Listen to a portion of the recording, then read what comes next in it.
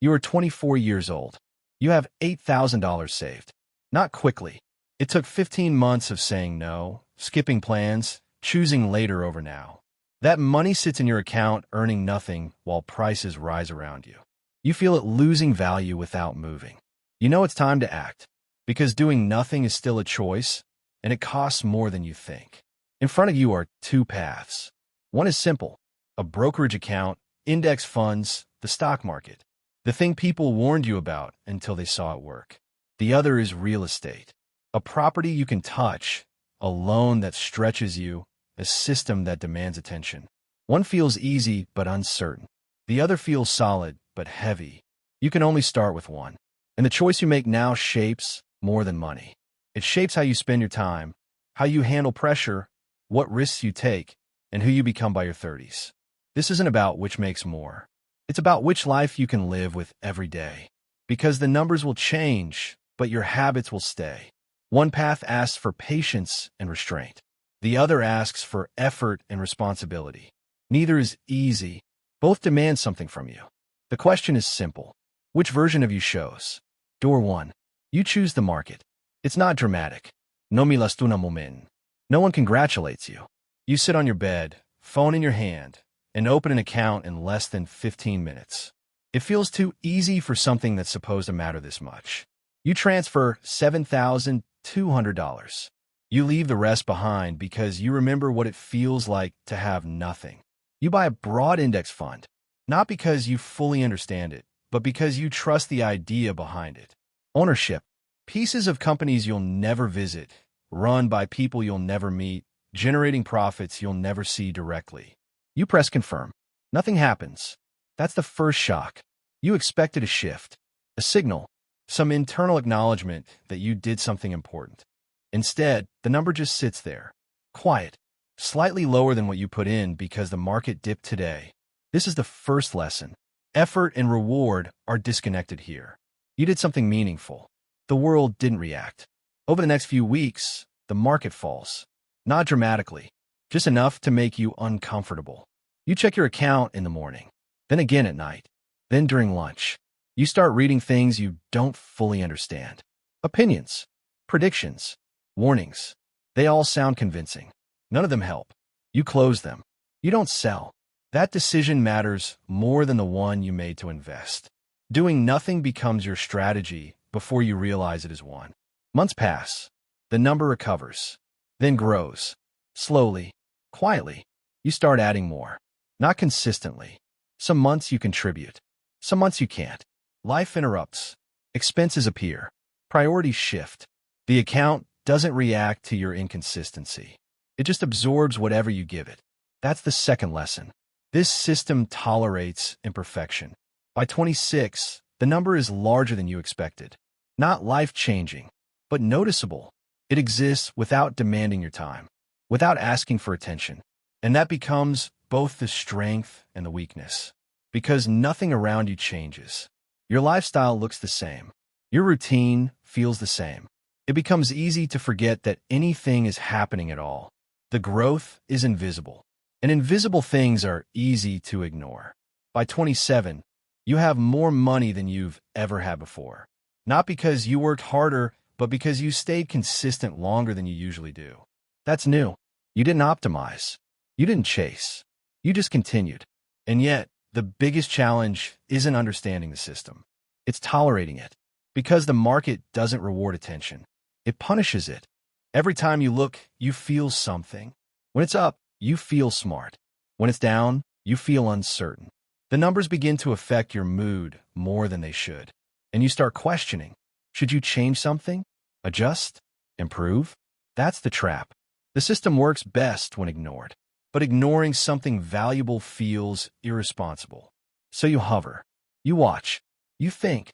And thinking leads to action. Action leads to mistakes. You see it happen around you. Someone you know exits during a downturn. Not because they needed to, but because they couldn't sit with the discomfort anymore. They tell themselves they'll come back later. They don't. That's the third lesson. Time matters more than timing. At 28, your income increases. Not dramatically, but enough to matter. You have a choice. Spend it or redirect it. You increase your contributions immediately. You don't wait. You don't negotiate with yourself. You just adjust the system before your lifestyle has time to react. And then you forget about it. By 30, the number has grown into something real. Not extraordinary, but meaningful. It represents years of quiet decisions. Your life, however, feels unchanged. Your time is still yours. Your weekends are uninterrupted. Your attention belongs to you. Nothing calls you unexpectedly. Nothing breaks. Nothing demands immediate action. Your investment exists in the background. Silent, reliable, but it lacks something. Control. You cannot influence its direction. You cannot accelerate it beyond your contributions. You are participating, not directing. And that becomes the defining trade-off. Door 2. You choose real estate. The same $8,000 doesn't buy anything. It starts something. You realize quickly that this path requires more. More money, more effort, more commitment. So you adjust your life. You cut deeper, work longer, say no more often. It becomes noticeable to the people around you. You're less available, less relaxed, more focused. By 25, you have enough to begin. You find something imperfect, not ideal, but possible. You analyze it repeatedly. Numbers, scenarios, risks. You convince yourself it works. Then you commit. The moment is different this time. Heavier. Real. You now own something that can go wrong. And it does. Not immediately, but soon enough. A repair. A delay. A problem you didn't anticipate. You handle it. Not because you're ready, but because you have no choice. That's the first lesson here. Responsibility arrives before confidence. You learn quickly, not theoretically, but practically. Every mistake costs something. Time, money, energy. You become more capable because you have to. By the end of the first year, you understand things you didn't before. Costs, risks, margins, people. Your investment produces income. Small but real. And that changes something internally. Because now, money arrives without direct effort. Not passively, but indirectly. That distinction matters. By 28, you expanded, leveraged your position, taken on more. Your portfolio grows faster than your income. And for the first time, you feel ahead. But it comes with weight. Your time is no longer fully yours. Your attention is divided. There is always something pending. You are connected to your investment in a way that cannot be ignored. By 30, both paths have produced results. One gave you freedom. The other gave you control. One asked for patience. The other demanded involvement. Neither was easy. From here, the difference becomes clearer. The market continues quietly, scaling with time and consistency. Real estate expands through decisions, through leverage, through action. One grows steadily. The other grows unevenly, but faster when managed well. By 35, the gap appears, not just in numbers, but in experience. One version of you has optimized life around flexibility, movement, opportunity. The other has built something tangible, structured, demanding. Neither is better. They are simply different. And then the deeper truth appears. The challenge was never understanding the systems. It was understanding yourself. Because both paths test you. One tests your patience, your ability to wait, to resist action when action feels necessary. The other tests your resilience, your ability to respond, to solve problems when they arrive uninvited. Both expose your weaknesses. Both reward consistency. And both punish hesitation. You begin to realize something important. The outcome was never determined by the path. It was determined by your behavior within it. Because the system doesn't carry you. You carry yourself through the system. And whichever path you choose, you bring the same habits, the same mindset, the same tendencies with you. That's what compounds. Not just money, but you. Two people can arrive at the same destination by 40. One builds it through the market, the other through property. On paper, the difference doesn't look dramatic. The stock market has returned close to 10% annually over long periods. Real estate, when used with leverage and managed correctly, can push into that same range or higher. Neither path guarantees anything. Both demand consistency. But this was never just about the percentage. Because the return is only part of the story. The real difference is the life built around that return.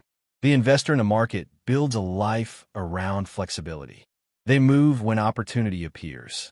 They change direction without resistance. Their time remains largely their own. Their energy goes into their career, their growth, their ideas. Their investment asks very little from them beyond discipline. The real estate investor builds a life around involvement.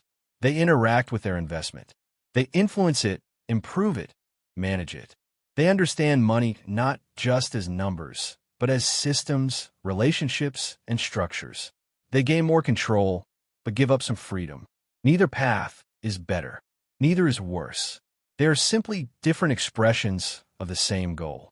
You're still at the beginning. The choice hasn't been made yet. And the truth is simple. If you're consistent, patient, and focused on increasing your income over time, the market will work for you quietly in the background. If you are proactive, willing to take on responsibility, and capable of handling complexity, real estate can accelerate your progress in a more on way. The failure point in both paths is identical. You start, but you don't stay. You react too quickly.